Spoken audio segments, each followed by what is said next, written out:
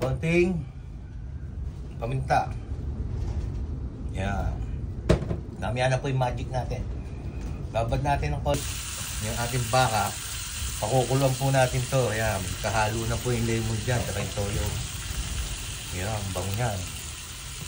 Kasi po kung ginamit po natin yung sirloin, hindi natin pakukuluan, diretso prito na.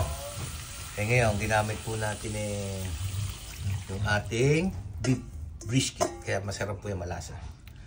Yan po ang ating beef brisket na beef steak, Tagalog. Alright?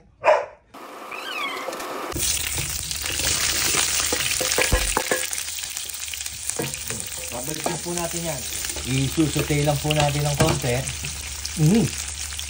Tapos, piprito po natin yung beef.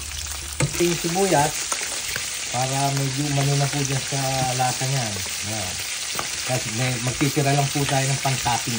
Yan. Huwag po natin lahat. Yan. Baka naman maging sinigang siya. Yan. Family. Beautiful. Lagay na po natin pang-toppings natin. Yan. Beef steak na sibuyas na yan. Yan guys, family.